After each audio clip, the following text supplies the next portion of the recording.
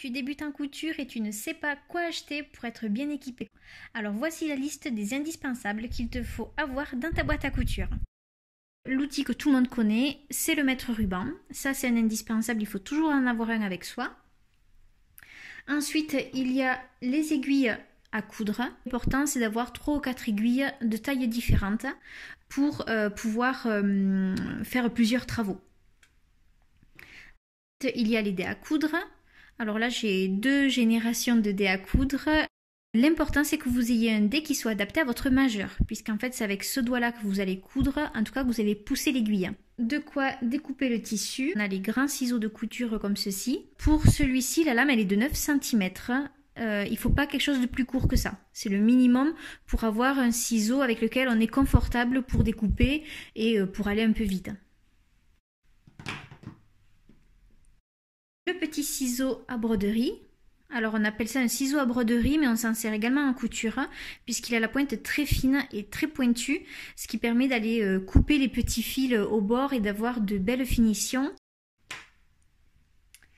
Ensuite, il vous faut de quoi épingler le tissu. Alors une boîte d'épingles. Pour les épingles, choisissez-les les plus fines possibles pour éviter de marquer votre tissu au moment où vous allez l'épingler. Il vous faut des outils de marquage. Alors, pour le marquage, on a plusieurs solutions.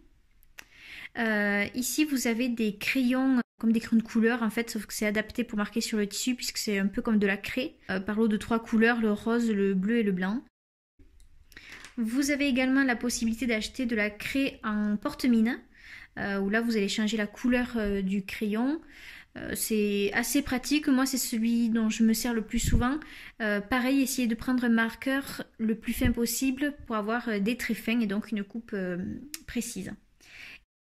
Vous pouvez aussi opter pour le stylo effaçable à la chaleur. Alors c'est très pratique, mais il faut quand même faire attention puisque sur les tissus foncés, cela peut décolorer au moment du repassage quand vous allez effacer votre stylo. Donc pensez à bien marquer sur l'envers du tissu toujours et jamais sur l'endroit, avec celui-là en tout cas. Maintenant je vais vous montrer les outils de traçage. Alors là moi j'ai plusieurs choses. J'ai les règles, comme celle-ci.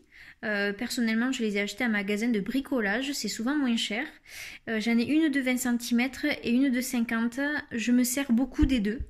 Donc je vous dirais qu'il faut les deux. Parce que c'est vrai qu'on s'en sert quand même pas mal. J'ai également une équerre. Là c'est pareil, c'est un indispensable l'équerre pour avoir de beaux angles droits. Vous pouvez également prendre une règle japonaise. Il y a aussi des angles droits sur la règle japonaise, donc ça peut remplacer l'équerre et au moins la petite règle. L'autre élément important à avoir et le dernier, c'est le découvite. Il est souvent fourni dans les machines à coudre quand vous l'achetez neuve, mais si vous n'en avez pas, il faut en prévoir un. Ça peut être quand même utile, on s'en sert régulièrement. Vous êtes maintenant équipé pour pouvoir coudre. Là, vous avez le minimum nécessaire, tout ce qui vous permettra de commencer sereinement. Donc voilà, maintenant, à vous de jouer.